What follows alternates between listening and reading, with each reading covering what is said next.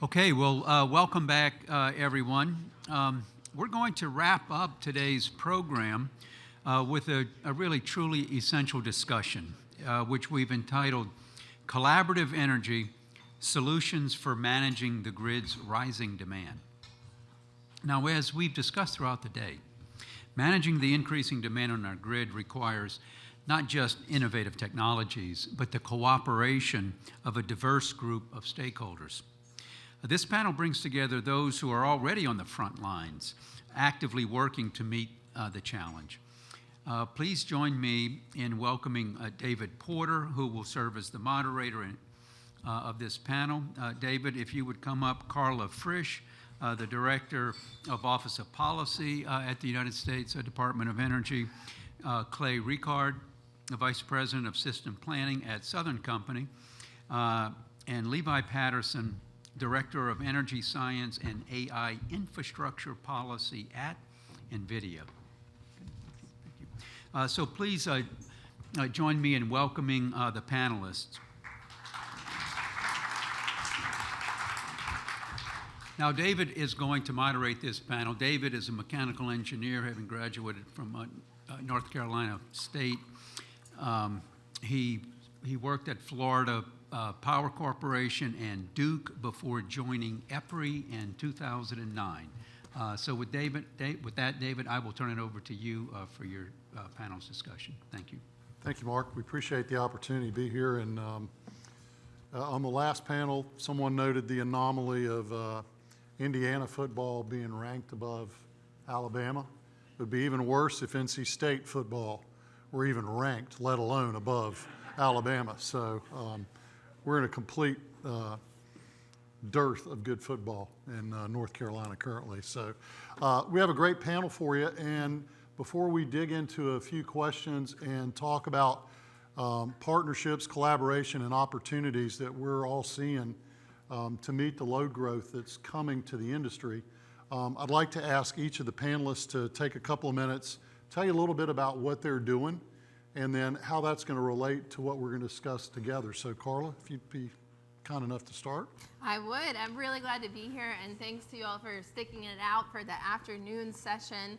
I'm Carla Frisch. I'm the head of policy at U.S. Department of Energy. And I think we've all seen in the headlines from the past year this interconnection between AI and the energy use it's going to require. We're very focused on that at Department of Energy, along with our own use of AI, which we've been investing in through our national labs for a long time. We have the FAST initiative to continue to expand that. And really excited with the focus on collaboration on this panel, because we're seeing the way to move quickly and meet all of our goals for clean and AI is through that collaboration. Thank you. Clay? Yeah, thank you. Clay Rikard, Vice President of System Planning for Southern Company. I lead both the generation and transmission planning functions for our 3 retail electric companies in Alabama, Mississippi, and Georgia. And I am a graduate of Alabama, so I'm really enjoying all the football remarks so far today. Got it. So I'm Levi Patterson. So I do energy policy and science policy for NVIDIA. NVIDIA is a small startup company that people are learning what it means. I've known about all my life as a gamer, but I'll talk a little bit more about the history later on in the conversation. I'm really focused on trying to work with the federal government to solve societal challenges using AI and figuring out how we're going to really transform society and power it all. Okay, great. Thank you, Levi. And let me come back to you with the first question, because as we think about AI and the growth of data centers and other large point loads, you guys are certainly in the midst of all of this with what you're doing at NVIDIA. I mean, one of the questions that comes up quite regularly is how the accelerating computational capabilities, particularly of your chips, impact energy efficiency, demand, and the overall load on the grid. Could you talk a little bit for us about how you see things changing and developing with each advancement in generation of chip? And then we'll come back and talk about that in terms of how that impacts the grid. Yeah, no, appreciate the question. So I'm going to go a little bit into the history of NVIDIA, because the answer to that question and what is accelerated computing is really what NVIDIA is all about in its genesis. So in the 90s, NVIDIA formed. We recognized that computers are going to be more and more used to generate graphics, video games, visual applications. And at the time, computers were really created based off of a CPU, a central processing unit, which is great at some things, but it's very precise and it's not good at everything, right? And so NVIDIA recognized an opportunity to say, hey, this is going to be such a big workload for computers, so why don't we have some silicon that does exactly that workload and accelerates it, makes it way more energy efficient, and have that alongside. And so it was actually the PlayStation originally. They had a CPU, and then they delegated a lot of the graphical processing unit to the graphics processing unit, the GPU, and so that's accelerated. That's accelerated computing essentially. And this change, it was literally it was impossible at the time to have 3D, more realistic graphics using a CPU, and so the video game developers at the time they didn't want. If you think about yourself as like a programmer back then, learning how to program on a new chip seems really hard, and it was really hard. But because this new type of chip made it possible to do video graphics, programmers learned and they adapted and they started to use this GPU.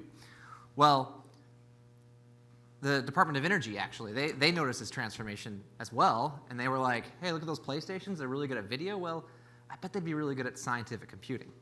And so the Department of Energy looked at their high-performance computing program and tried to incorporate a lot of these GPUs into their scientific computing. And it enabled a new generation of science that was possible. So the accelerated or graphics processing unit exascale computers that they created, they did really cool things. Like they were able to model how the COVID vaccine propagated through a room. They were able to do really new interesting weather simulations. So a bunch of new computational science became possible because of the fact that we created this special chip that is really good at certain types of workload. So really accelerated computing, just to define it a little bit, is let's use the right chip for the right job.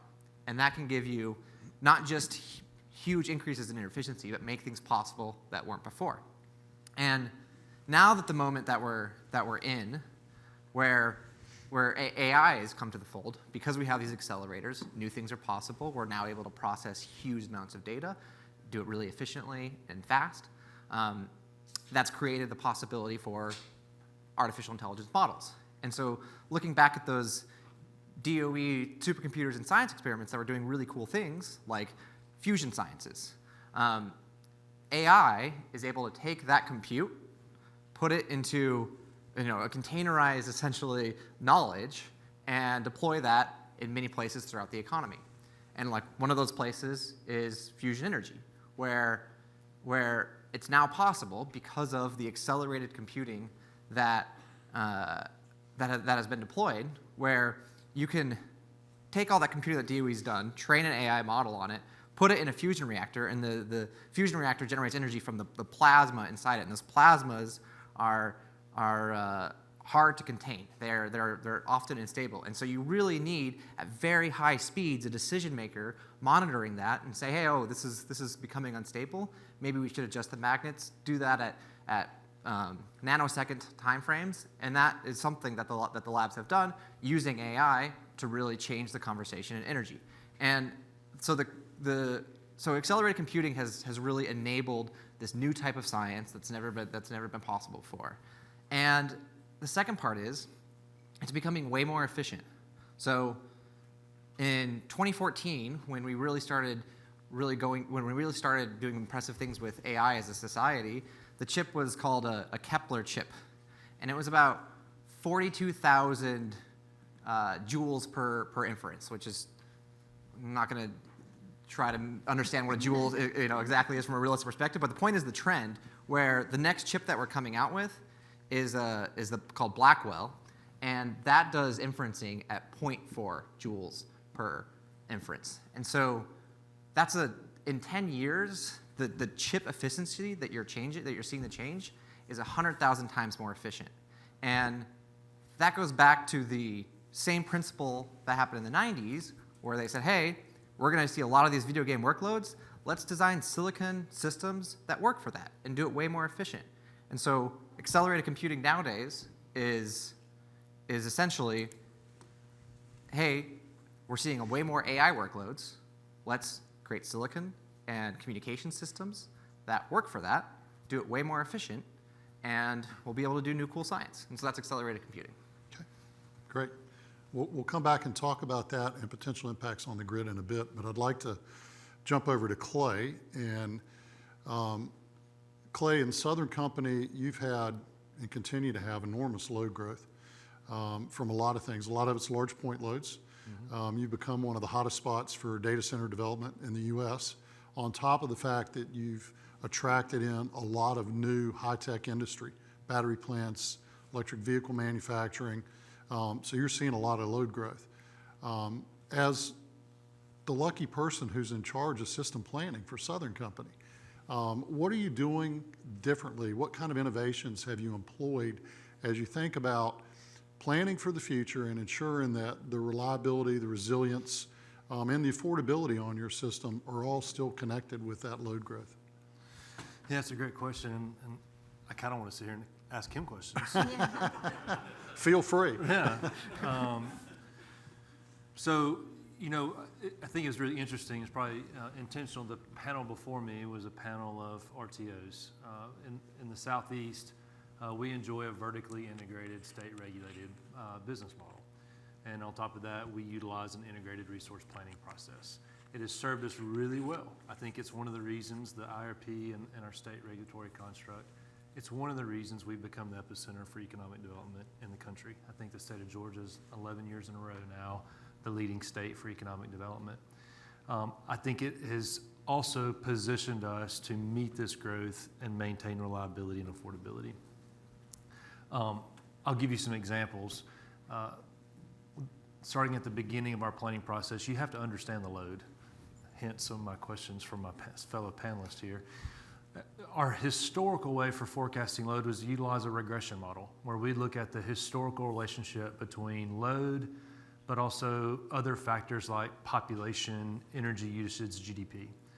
Well, with the scale and the speed of these new loads, whether it's the onshoring, manufacturing, or electrification, or data centers, that regression model doesn't work as well anymore. So we've had to complement it with a Monte Carlo probabilistic assessment and we do it at the individual customer level. So we say, what's the likelihood that this data center is going to come to our territory? What's the likelihood they'll choose us as their energy provider? What's the likelihood they'll actually get to a gigawatt of peak demand? And when we put all that together, we'll actually discount these individual loads anywhere from 10 to 70%. So right now in our economic development pipeline, we have enough load to double the size of our company in the next 10 years. And we're already one of the largest electric providers in the country. Double in the next 10 years. After we go through that process, only about a quarter of that makes it into our official load forecast. And we do that because we don't want to overbuild or underbuild our system. We want to be very prudent with our customers' bills. We want to maintain affordability. The next step is to calculate a target reserve margin, and the previous panel talked about this. We've been doing seasonal planning for a long time, winter and summer, but we take it a step further. We look at the cost to mitigate interrupting their service versus the cost of interrupting their service, and that results in an economic optimum reserve margin. And then the last thing I'd say is energy adequacy. We talk about peak demand, but because of the intermittency of renewables, restrictions on natural gas supply, limitations on battery energy storage, we've now got to model every single hour and make sure we can ensure energy adequacy as well. And then because we're vertically integrated and state regulated, we have an obligation to serve. So after we do all that, the load forecast, resource adequacy, energy adequacy, we got to go deploy. And so my team, Generation Development, works with the transmission planning to say where are the right places on the system to deploy new capacity resources at the lowest total integrated cost, generation and transmission. And if I could just take 2 more minutes, I'd like to give you an example of how we've kind of demonstrated that over the last couple of years. In the state of Georgia, in January 22, we filed our triennial integrated resource plan. And we started to see glimpses of this economic development. And we said, let's factor in another 400 megawatts of growth for the winter of 2030. Fast forward about 15 months, that 400 went to 6,600. And so as y'all know, we just brought on the first new nuclear units in this country in the last 30 years. We're very proud of it, very proud of it. 2,200 megawatts of carbon-free energy in Georgia. It would take 6 more of those units to meet that increased demand that we saw in just a matter of 12 to 15 months. But working with our state regulators and working through the IRP process, in 6 months' time, we developed a plan to meet that load growth. And we're going to bring on 3,300 megawatts of new capacity on our system and the associated fuel and the associated transmission to meet that load growth. And we're going to put downward pressure on rates at the same time.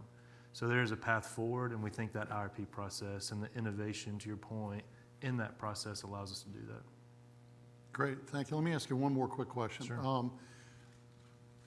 Southern Company is well-known for your relationship with customers, particularly large customers, national account customers. It's a reputation you built over decades.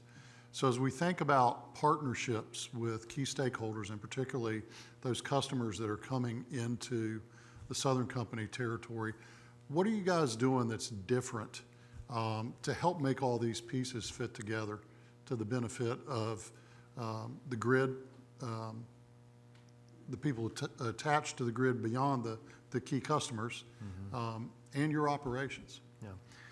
So you hit it. Our primary stakeholders are customers. They are at the center of everything we do. And then along with our commissions, we're working with these individual customers to come up with tailored solutions to meet their demand, but at the same time making sure that all customers are getting reliable and affordable service. And so in some cases, it's new pricing. We have the ability to tailor pricing for individual customers in our territory.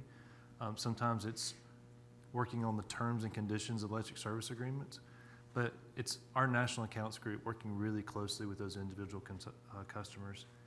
The other partnership I think we need to talk about is the supply chain. And the 3,300 megawatts is going to require very close partnerships with OEMs and EPCs to make sure we can get the infrastructure developed in the time needed. Perfect. Thank you. Sure. All right, Carla, since nothing's going on at DOE right now, let's talk about some things that you're involved with, and particularly maybe start with the AI task force that the White House just announced. How are you looking to incorporate AI as you look at the needs for rising demand, better planning prospects, and you think about the big picture of energy? Where do you see this going, and what kind of things are you going to be focusing on?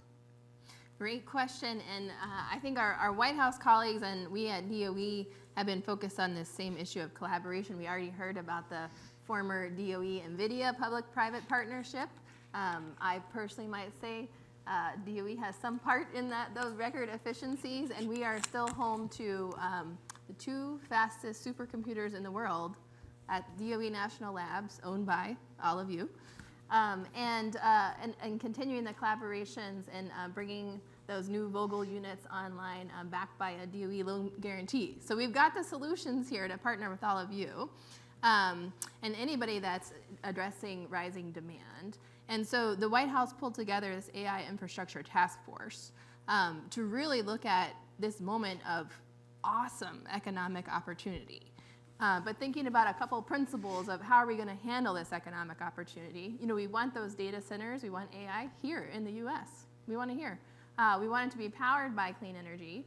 And as we were just hearing, we want to make sure that doesn't affect ratepayers who are just trying to power their homes and not necessarily have an AI center at their homes.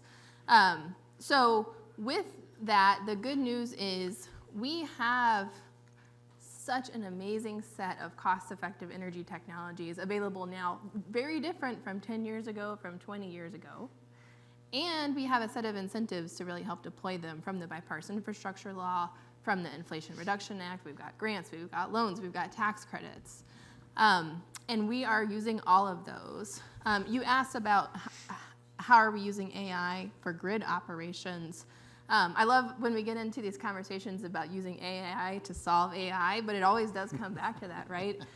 Because we've got the opportunity for improved grid planning, using high-resolution climate data sets to look at, what are wind patterns going to be? What are solar patterns going to be?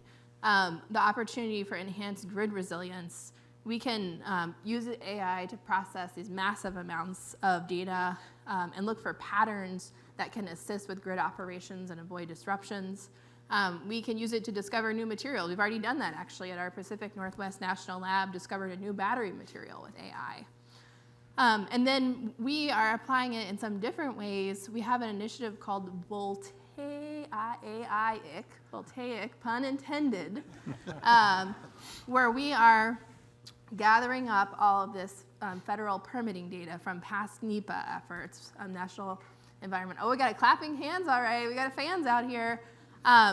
Because what we're trying to do is speed up. If you're going through the NEPA process to look at who's done it before, what's already been seen in this area, what are common issues. So we are in a big pilot project right now, pulling all of that data together and seeing how we can use AI to speed up permitting.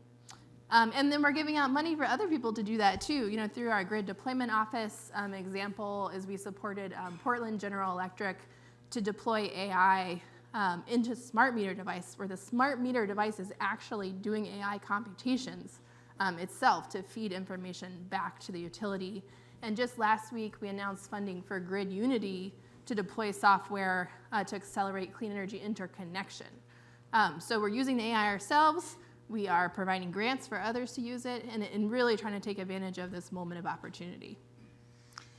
Thanks, Carla. As you think about this and think about grid resilience, the energy transition in total, and I know one of the things that's important to the industry as well as to the Department of Energy is how equitable access comes along with the clean energy transition.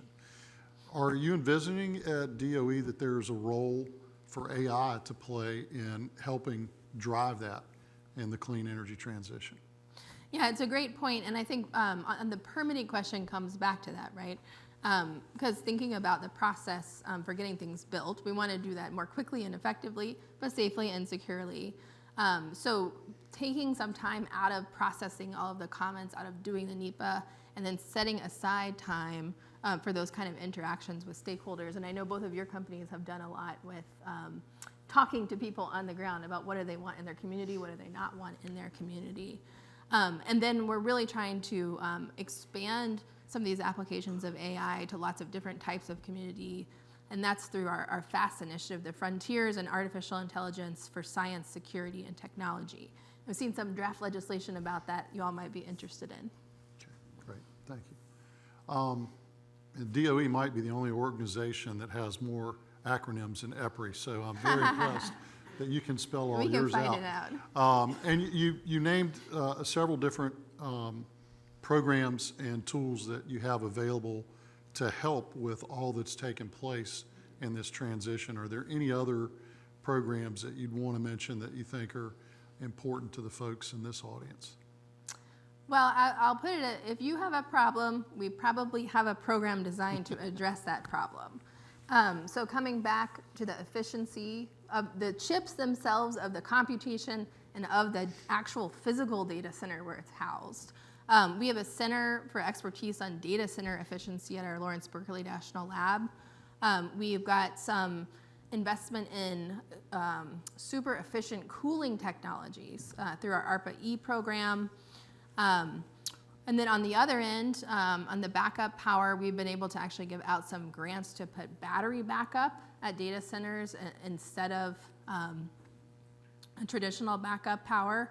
And that's helped with local emissions. But we have actually listed all of this out at energy.gov/electricity demand. And we're talking about AI in particular, but of course we've got growing demand for electric transportation, for manufacturing. So for each of these DOE programs and technical assistance opportunities, we listed out every single one. Okay, if you're a data center operator, if you're a utility trying to work with a data center, if you're a state energy office trying to figure out rate structures and tariffs, we've got all kinds of technical assistance opportunities. So that's all on that website, energy.gov/electricity demand. All right, thank you. There'll be a quiz on that. Levi, let me come back to you. And I think you mentioned the supercooling thing. You guys are a big part of that OmniCool project through ARPA-E. And we won't dig into that. But I want to come back to more specifically work that NVIDIA is doing with a variety of utilities in field applications, some work with EPRI as well, in conjunction with utilities. And so it ranges in broadly across things from outage planning to grid simulation, and then some behind-the-meter activities, just to name a couple things. Could you talk a little bit about the partnerships that NVIDIA has with utilities and how that's advancing the technology, the innovation, and the transition? Yeah.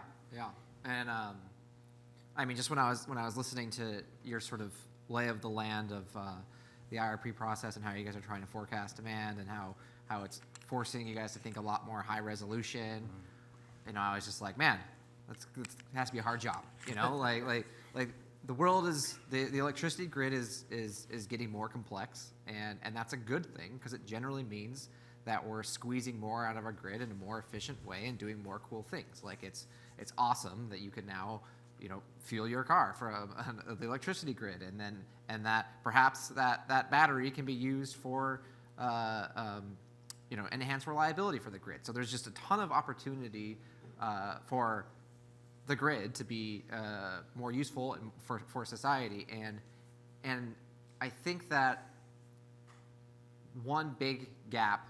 I mean, but all of that is going to be really hard to do from both a technical level, from like a societal, from a regulatory. Like there's a lot of challenges ahead, and so I think that if we don't better leverage AI solutions, that it's going to be hard to really realize a lot of those positive outcomes from the grid. I mean, that's why I think the FAST initiative that the Department of Energy is doing so important.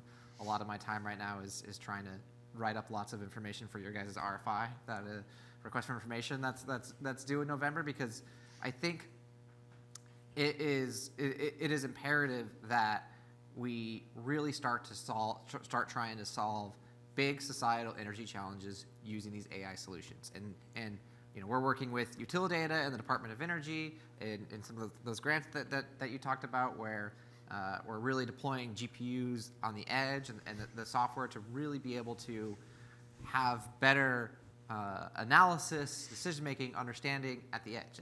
And that is I think the future that we're going to need to go to. I mean, another interesting area where AI is going to be really important for the grid is on an understanding of weather. So weather forecasts are a significant computational sink. Like there's a lot of physics. There's a lot of going on in our weather systems that it's hard to do them at high resolutions. And with AI, NVIDIA has been able to do essentially a digital twin of the Earth's weather systems. It's called Earth 2, if you want to check it out. But it allows us to essentially look at all the weather forecasts over the last 100 years and train models on them, go back and forth between simulation, be like, this is what we're seeing. All right, simulation, what do you see? Learn from those. And we're able to, 10 times faster, 1,000 times more efficient, generate weather simulations that are very high resolution. So like street level weather simulations, and that can help better understand where storms are going. And so these are kind of the understanding how Earth's weather systems work.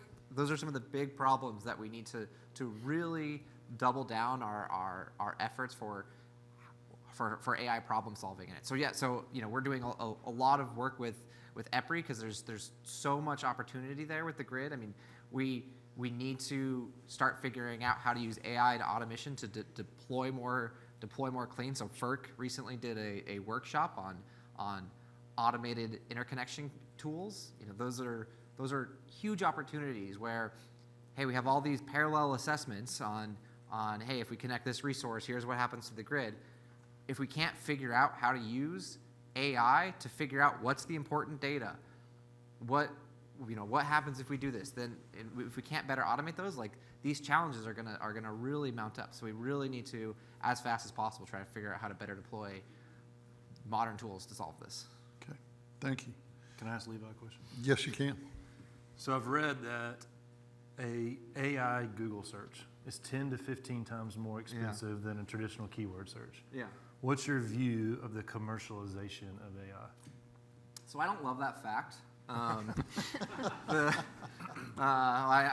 regret using the word fact. So, like, if I have a blog, and it's on my home server, and the one Google search to go find it may have a certain, pretty efficient energy use, but that website is being hosted all day long on a server, right? So the fact that sort of Google search fact doesn't really account for the energy use of hosting all that data and hosting all those servers. So the answer is like it's actually really complicated. If there's a website that a ton of people are accessing and just pulling this, then a Google search might be more efficient. But if you're trying to really look at what do 10 websites say, what does the depth of the internet say about this, then all of a sudden a generative answer where an AI model is trained on it is just way more efficient than that. So it really, so I don't think, and Google search, when you Google search, you're going to have a Gemini result there too, right? So I think that it's the systems are evolving, and so it's a complicated system, and you can't really compare apples to it like that. Gotcha. Good question. But I appreciate being able to refute that fact, the opportunity. He paid me beforehand. Well, I know many of us have seen that particular one. So let's come back to the partnership discussion and collaborations a little bit. And I want to ask this of all three of you. Carla, I'll start with you. As you try to foster collaboration, particularly as we think about growth and demand, renewables integration, and overall grid modernization as we go forward, what are the primary strategies that DOE thinks are important to foster greater collaboration? So one thing that we've been able to bring to the table is convening power and just bringing people together to talk. Sometimes that's at the national scale about what are our principles, and then sometimes that's at a particular site to figure out what's going to work at that site. But I want to give you a couple of examples, just even from last week, of collaboration that we've seen come to fruition.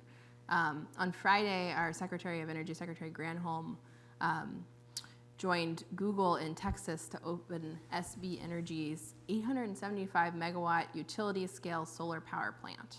And a big chunk of that solar power is going to power data center operations. And interestingly, connected to other incentives, quite a bit of domestic manufacturing went into the production of the panels, of the trackers, of the steel. So that was Friday last week. Wednesday, the Secretary was with Amazon Web Services CEO to roll out their commitment to develop small modular nuclear reactors for data centers in Virginia and Washington. Monday, we also heard from Google on their SMR announcement with Kairos Power that builds on what we heard from a couple of weeks ago when we heard from Constellation and Microsoft about the 3 Mile Island opening, from our own loan guarantee to reopen the Palisades nuclear power plant. In August, Meta had a big announcement at the geothermal roundtable with Sage Geosystems. So part of the government role here, we can set the table for people to come together, but we're seeing these partnerships between private sector entities that haven't necessarily worked together in the past. So those new partnerships forming is really having a wave of opportunity and announcement. I think many of us, 2 years ago, were we thinking this is what was going to be happening right now? No. part of that's the growth in demand, and I do think part of that is the incentive structure that we've got now in the U.S., particularly through federal policy, but some through state too, to be able to help spur along or help an investment that was almost cost-effective just get right over the edge. Okay. Clay, you mentioned some things that Southern Company's doing specifically, particularly in supply chain, and working with customers. One other thing that I was curious about from an angle, particularly in the vertically integrated utility market, how are you incorporating partnerships and collaboration with the communities that you serve? I mean, so look, it's really important, and this may not be the question you're asking, but I'll answer it from the generation and transmission development perspective. Perfect. Okay. We've probably all heard of NIMBY, not in my backyard. I heard another one the other day, a banana. You heard banana? Build nothing near anyone, anywhere. And so it's extremely important because there is a tremendous infrastructure build out that's got to happen. Yeah. Whether it is large central station generation, distributed generation, fuel pipeline, carbon pipeline, transmission. And so working with our communities to identify the land, to develop it in a responsible and sustainable way, it's very important to us. It's something we take very seriously. We have a slogan, we're a citizen wherever we serve. And so we want to make sure that we're bringing along our communities, our states, our customers as we're developing this infrastructure. Okay, great. Thank you. If I could, one other partnership I'll talk about, and this, we talk about a strategy. I don't know that I would say we're very strategic, but it's kind of happening organically with companies like NVIDIA, these big tech companies that come to the Southeast and say, hey, you guys know how to provide electricity. You know how to build and operate generation. We know how to do technology. And there's an opportunity there for us to come together. And we've formalized that with some of these customers. And we're looking at opportunities to leverage technology. You kind of hit on it, but I'm really kind of interested in aggregation, of distributed energy resources and distributed load. How can we aggregate that stuff and treat it like a virtual power plant? Yep. Not only for capacity and energy, but for ancillary services. And so getting that, and then local weather data translates to local load data, which translates to a better load forecast, which translates to more affordable rates for our customers. And so I think there's some really kind of organic opportunities with these large tech customers. Great point. Let me ask one last question of all three of you, and then I want to make sure we leave a couple minutes for each of you to have a closing comment. As we think about the transition and all the challenges in front of us, what are the potential regulatory and policy challenges that you see, and what do we need to do collectively to overcome some of those? Levi, let me start with you. I mean, I think one of the biggest challenges is we're in such a dynamic movement with a lot of pretty wide error bars on it, right? The IRP process must be a nightmare because it's really a challenge to figure out exactly how much the data center workloads are gonna, or the data center demand's gonna be, manufacturing, other technologies like electrification and hydrogen. Like there's just such big error bars associated with that. And so, I think one of my big fears is that as a society, we don't sort of act quick enough to recognize that the world's changed, right? That we sit in our hands a little bit and say, well, let's see what energy demand looks like in 3 years. Is it still there? No, I think that a lot of the opportunities in the business of the future is going to go where they can get electricity. And that's why I think the tax incentives that DOE is working with and the toolkits and the whole scope of work is so important because if people can't plug in, it's not like they're not going to do the thing that they were going to do. They're going to figure out where they can plug in. So I think that what I would say is from a there's a lot of regulatory changes that are going to need to be made for better incorporating technology into especially the grid. A lot of that's going to take place in relationships with utilities and FERC and local PUCs, and so those conversations are going to happen in lots of different places. And so, I think it's more of a collective societal understanding of the world's changed. Like we're going to have electricity demand. It's not a bad thing. It's not crazy high. It's something we should be able to solve and meet our goals associated. So that's what I think about it. Okay. Carla, how about you? I'll give you more time to think. Okay. Me. You. Me. Yes. Well, I want to say I think our colleagues on Capitol Hill are in some active discussions right now, bipartisan discussions on permitting reform, which of course speeding up permitting helps solve a lot of the challenges that we're talking about here to power AI, and on bipartisan discussions about future investments in AI from the federal government and what's our role there. So I think both of those are quite important. And then a last one I'd add is really at the local level. We're seeing a lot of local governments, communities come together and figure out, okay, what kind of energy sources do we want in our community? Do we want a data center in our community? Maybe we do. Maybe we love the jobs. Maybe we don't. But around that, one resource we've made available at DOE is we have mapped the sites, about 200 sites of former coal plants that have closed operations. And you know what they've got? Transmission, water, communities that are really interested in economic development opportunity. And as part of this White House task force, we're in active conversation with several companies about, is this community or this set of communities a place where you might consider siting a facility that you weren't thinking about already? And there are federal incentives to do that. Some of the tax credits and some of the grant programs provide extra bonuses if you cite energy facilities or other types of facilities in what we call an energy community. So I think that's quite an opportunity. Okay, thank you. Clay, policy and regulatory from your perspective. Gosh, when you go last, you got to come up with something new to say.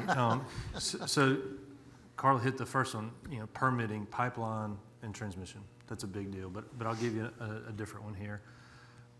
The previous panel talked about this. We've retired firm dispatchable capacity at a record pace, and we've replaced it with intermittent generation, and it's a problem.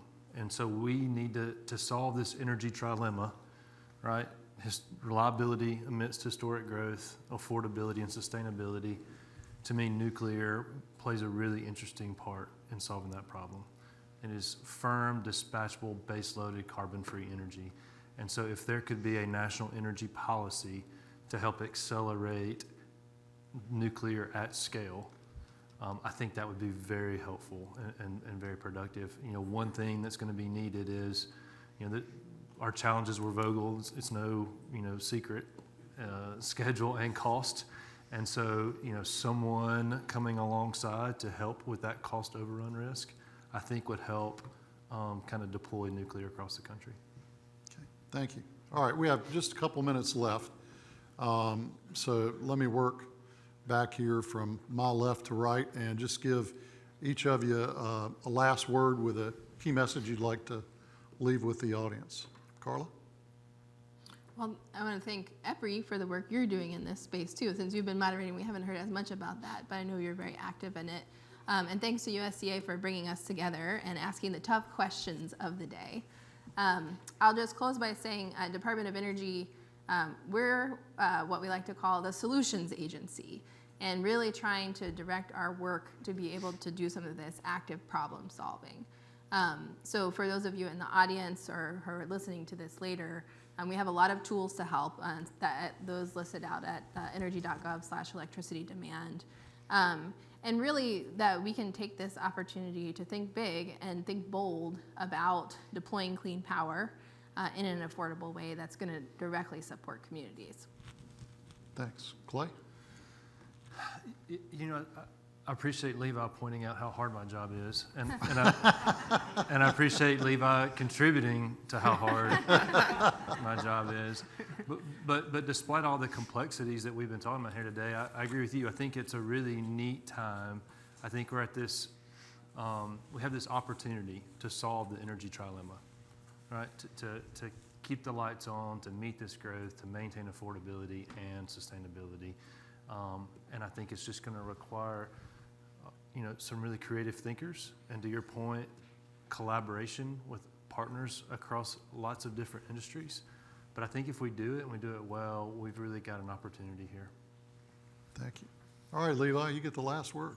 All right. I think we've been spending a lot of time, not just this event, but broadly in DC about the energy demand from data centers, which is below single digits, and it's gonna grow some, and that's gonna be a significant challenge for local and regional entities in particular. Then that's a serious challenge. But I do think we need to spend more time thinking about the rest of the grid, thinking about the rest of the areas of the economy that can be further decarbonized with these AI technologies. I think what AI really is its knowledge being able to deploy it anywhere, and it's being able to do things more efficiently. So hopefully, if we move forward in a lot of the work that DOE is doing for deploying AI to solve societal challenges, we'll see us being able to do. I mean, AI is a pervasive technology. It's going to change every sector. It's not specific to one sector. So we should see we might use more energy, but hopefully we're performing work across the economy much more efficiently, and that's going to be good for the country and good for everyone. Okay. Thank you. Please join me in thanking the panel, and Mark, we'll turn it back over to you.